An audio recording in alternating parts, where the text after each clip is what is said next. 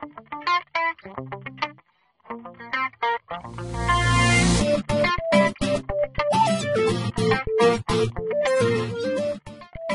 it's just a key start. In cold weather, you let it cycle through the engine heater.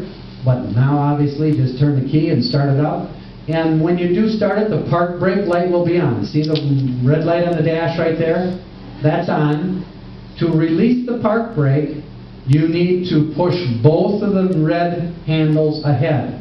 What that does, just like the excavators, it blocks your doorway out, so it reminds you to disable the controls when you're going to jump out of the cab.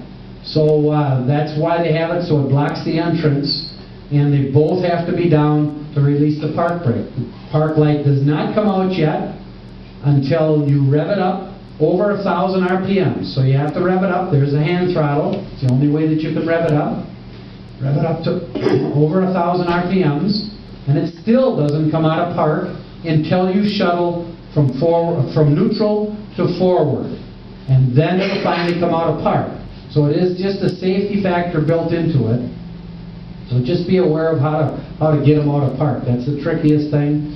And then along with the hand throttle, you do have a decelerator. So your hand throttle is on the left side that we showed you just before. Now your decelerator, that's what we have set up in every one of our dozers. So,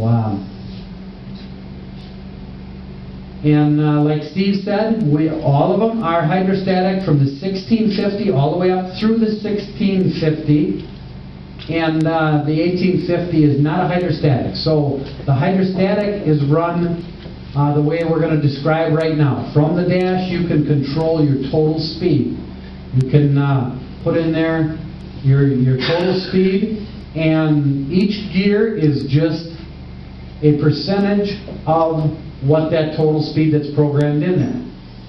So in the thumb control on the shuttle just bumps that up and down. So you can see right now he's going to put it in forward.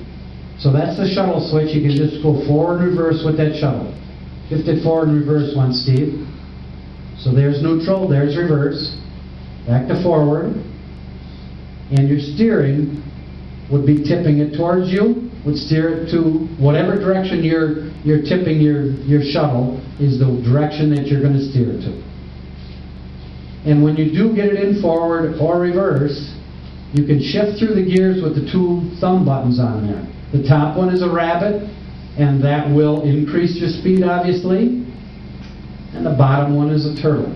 So you can bump this all the way up through, and you'll see on the dash it goes 10, 20, 30, 40, all the way up to 100%. And down.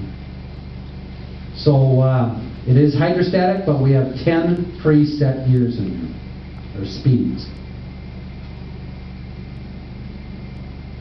The blade control is on your right side, and that's fairly self-explanatory. It's just up and down with the blade. So pull back, raises, push ahead, lowers, way ahead, puts it into float position. If you were going to back drag, you can push it all the way ahead and it will snap into a float position. And then angle is just by twisting his wrist like he is. And then you move your entire forearm to left, from left to right to do the tilt. Okay? On the 650 we do have the optional ripper, and that optional valve is actually right behind right next to your blade control on your right side. Steve, you want to show us where that valve is?